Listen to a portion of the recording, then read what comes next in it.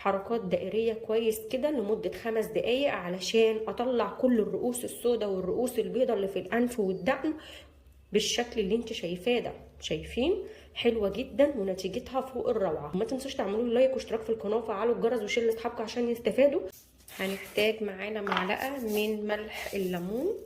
ملح الليمون من الحاجات القوية جدا اللي بتزيل الرؤوس البيضاء والرؤوس السوداء وكمان الدهون اللي بتبقى زيادة في البشرة. تمام. هحتاج معاها ربع معلقة صغيرة من رماد الفحم. رماد الفحم من الحاجات القوية جدا اللي بتزيل الرؤوس السوداء والرؤوس البيضاء. حلو قوي. رماد الفحم ده اللي هو الفحم بتاعنا بتاع الشوي العادي، بحمصه جامد على النار وباخد الرماد بتاعه، سهل جدا. تمام. معلقة صغيرة من رماد الفحم. هبدأ بقى ادمج بتوع القمر دول اللي هو رماد الفحم مع ملح الليمون، وهضيف عليهم معلقه صغيره جدا من الملح. الملح من الحاجات اللي بتطهر وتعقم، وكمان بتطهر اثر الحبوب. لو انت عندك حبوب يعني في بشرتك او عندك اثر حبوب، حلوه جدا من الحاجات اللي بتنظف جدا الملح. هنا بقى هضيف كمان عليها ربع معلقه صغيره جدا من الكربونات الصوديوم. على فكره الوصفه دي للرؤوس السوداء وللرؤوس البيضاء والاثر الحبوب، مش للبشره كلها. تمام. عشان نبقى عارفين احنا بنعمل ايه ومركزين في ايه. هبدا ادمج ده كده كله مع بعض بالشكل القمر ده. تمام. وهبدا اضيف عليها معلقه صغيره من ميه الورد. مية الورد من الحاجات اللي بتهدي البشرة وكمان بتزيل الحبوب وبتمتص الدهون الزيادة، وكمان من الحاجات الحلوة قوي اللي بتفتح البشرة. شايفين الفوران والتفاعل؟ هدمج بقى مية الورد كويس كده مع الخلطة. تمام. بصوا حلوة قوي. انا مش عايزاها ناعمة، انا عايزاها على القد تكون خفيفة. هضيف عليها معلقة صغيرة جدا من النشا او الكورن فلاور، معلقه صغيره مليانه. تمام. النشا بيمتص الدهون الزياده، بيقلل المسام الواسعه، بيفتح البشره جدا، كمان بيفتح اثر الحبوب. هدمج بقى كل ده كده مع بعض. وهنا لو حسيت ان الوصفه محتاجه سوائل تاني هضيف معلقه كمان من ميه الورد. هنا الوصفه بتاعتي تمام او مش محتاجه اي ميه ورد او اي سوائل. هي بصوا بتبقى كريمه تقيله كده شويه، مش تقيله قوي. ببدأ ان انا استخدمها على الدقن او الانف، دي اكتر اماكن فيها رؤوس بيضة ورؤوس سوداء. بصوا هنا شايفين الحبيبات اهي.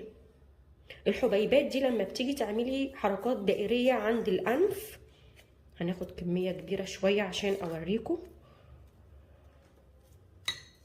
اما بتعملي حركات دائريه عند الانف او عند الدقن او المكان اللي فيه رؤوس سودا كتير او رؤوس بيضة او دهون كتير في بشرتك، بتبداي تعملي حركات دائريه بالشكل ده لمده 5 دقايق.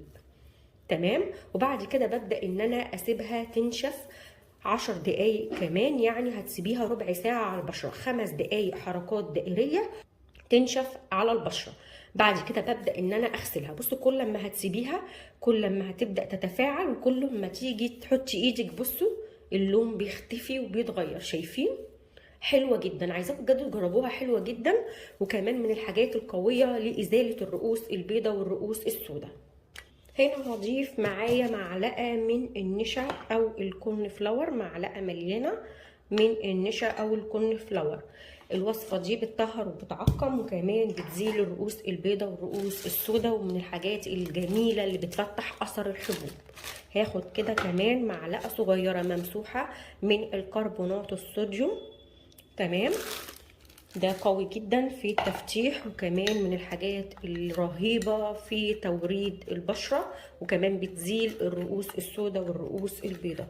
هدمج كده النشا مع الكربونات وهضيف عليها معلقة ممسوحة من الملح الليمون. ملح الليمون ده يا بنات من الحاجات الجميلة جدا جدا.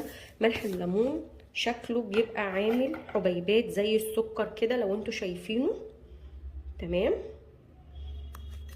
ده بيزيل اي جلد ميت، اي رؤوس بيضة، اي رؤوس سودة، بيمتص الدهون، قوي جدا في تفتيح البشرة، كمان بيفور اي اثر حبوب، حلو قوي. هضيف كمان عليها معلقة ممسوحة من الحنة البيضة، معلقة صغيرة. تمام. الحنه البيضه دي بتتباع عند العطار، انا قلت لكم كذا مره. اللي مش عارف الحنه البيضه ممكن يقول عايز التين الابيض. التين الابيض ده او الحنه البيضه من الحاجات الروعه جدا. لو ما عندناش بستبدل مكانه بودره الاطفال. هبدا بقى ان انا ادمج القمر ده كله. تمام. بصوا طبعا الكميه ما شاء الله حلوه جدا. هدمج كده وهقلبهم كويس. هنا بقى بجيب طبق تاني. طبعا انا مش هستخدم الكميه دي كلها، لان احنا قلنا الوصفه هستخدمها لمنطقه الانف، منطقه الدقن، المناطق اللي فيها رؤوس بيضاء ورؤوس سوداء. باخد الكميه دي انا بشيلها في برطمان وبستخدمها مره كل اسبوع. باخد من الكميه دي معلقه، طبعا على قد الانف والدقن، مثلا القوره، الاماكن اللي فيها رؤوس سوداء فقط. هنا خدت معلقه، هضيف عليها معلقه صغيره جدا من الخل الابيض، معلقه صغيره من الخل الابيض، مش اكتر من كده. تمام. شايفين التفاعل والفوران؟ الخل الابيض بيطهر ويعقم، وكمان عايزه اقولك من الحاجات الجميله جدا في تفتيح الرؤوس السوداء والرؤوس البيضاء، وكمان بيزيلها تماما لانها بيعقم كويس جدا. لو بشرتنا حساسه مش هنحط خل، هنحط ميه ورد. تمام. هضيف بقى هنا معلقه صغيره جدا من الطحين او الدقيق، حاجه بسيطه. دي طبعا الخلطه الخارجيه. تمام. يعني انا باخد معلقه من الخلطه دي مره كل اسبوع، وببدا اعمل عليها المكونات اللي انا حطاها دلوقتي، وهقلب. تمام. هحط نقطة من مية الورد علشان الخل، عشان ريحة الخل، وكمان علشان الخل ما يبقاش حامي جدا على البشرة. فانا حطيت مية ورد اعادل بين الخل ومية الورد. هدمج بقى كويس. شايفين؟ اخر حاجة هحطها، وممكن احط هنا برضو مع الخلطة اللي هشيلها معلقة ملح. انا هنا هحط ربع معلقة من الملح. هنا ممكن اضيف معلقة ملح كبيرة تبقى الخلطة جاهزة وكاملة معايا لو انتوا حابين. ليه ملح؟ الملح من الحاجات اللي بتنظف، بتعقم، بتطهر، بتزيل اي جلد ميت. الملح من الحاجات القوية، عشان كده ما انصحش البشرة الحساسة تعمل الوصفة عشان الملح والخل.